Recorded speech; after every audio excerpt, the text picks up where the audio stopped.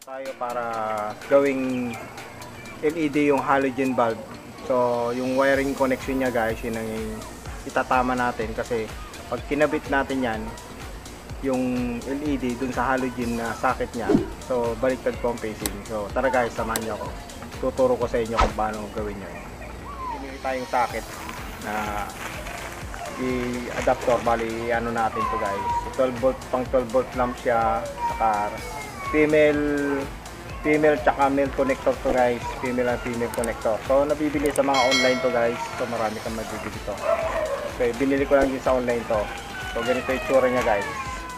Okay, kita nyo guys, bali sa panel guys, pag in-headlight po natin yan, naka-high siya guys. So nakikita nyo high yung ilaw nya, yun, naka-high.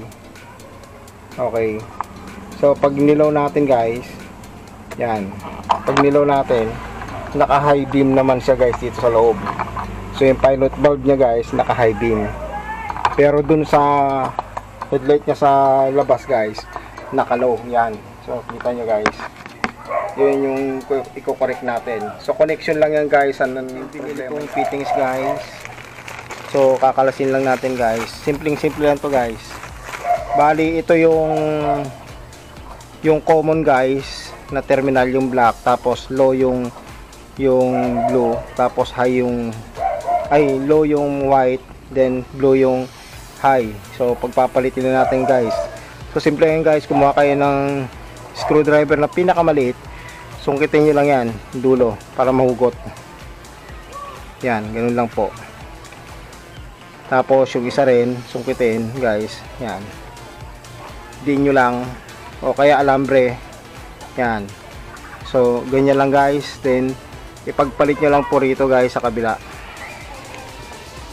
Yan, ganyan lang po. So iangat nyo lang ito uli para kumapit guys.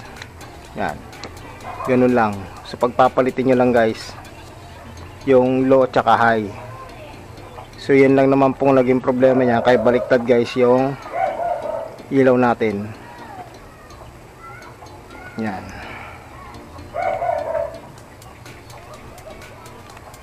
So yan po. Okay na. Yan. So yung common natin, as is pa rin guys yung common. Yan, as is pa rin yung common natin. Ang pinagbaliktad lang natin yung high and low. So pag makikita nyo rito sa kabilang side guys, baliktad na yan. Oh. Okay. So baliktad na yan guys. Oh. Yung puti nandun na sa gilid guys. Nag-reverse na sila. So kakabit natin to guys. Okay. So ganun din yung kabila guys, yung isa, kasi bali dalawa ilaw mo eh. So ganun pa rin siya guys. Susungkitin lang yan yung high and low. Yan. Tapos ipagpapalit. Yan lang po. So ganun lang kasimple yan guys. Yung bago natin ikakabit dun sa ikakabit sa headlight guys. Yan. So yung lock nya guys, iangat nyo lang uli para kumapit. Yan.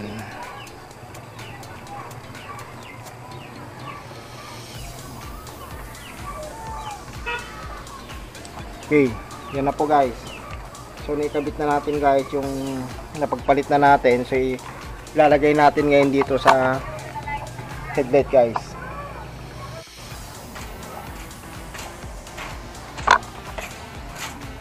Yan, so bali guys, kukunin nyo lang yung pinaka terminal nitong ano guys.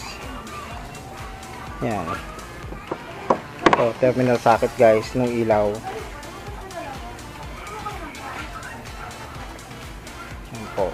Wala lang akong flashlight kaya cellphone yung yan po guys. So hugutin lang ito, tapos isisingit lang ito guys. Yan, pagkahugot guys, bali isisingit natin itong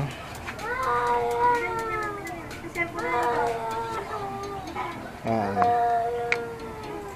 Medyo may kahirapan guys. So isisingit lang natin to guys.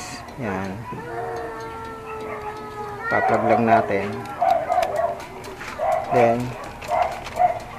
kunin na yung sa ilaw, yung socket ng ilaw guys. Itong ilaw ko guys, ano na to ha, LED na siya, from halogen ginawa kong LED guys. So yung connection nga lang kasi ng halogen iba dun sa connection ng LED. So ganun po. So yun po yung sinulusyonan natin. So yan guys, na ano natin, naayos natin guys yan. Okay, oh yan po. So pinagpalit lang natin yung low and high guys. Okay, so sa kabila ganun din ang gagawin natin guys. So ganun din dito sa kabila guys. Ano yung ginawa natin sa kabila, ganun din dito. So yun po. Okay, kukunin lang natin yan,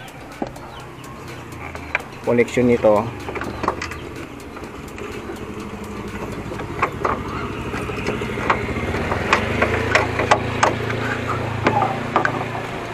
Yan, lalabas nyo lang guys. Pag may labas na, hugutin lang guys, tapos ilagay ito socket.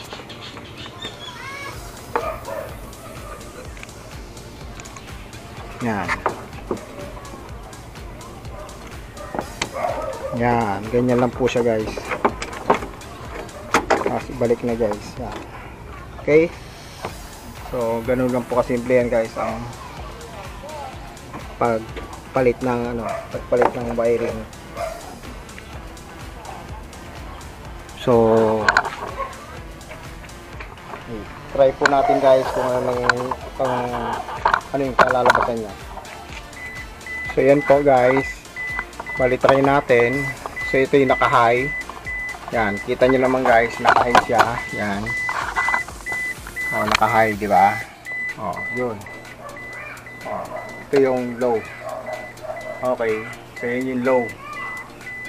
Oh, so sa low, wala na yan guys, wala na yung ano niya, yung indicator ng high, indicator. Yung pilot bulb yung high. Oh, yan naka-low. Then high na ay yan guys, naka-low. Ay naka-high pala, naka-high guys. Oh, ito yung naka-high.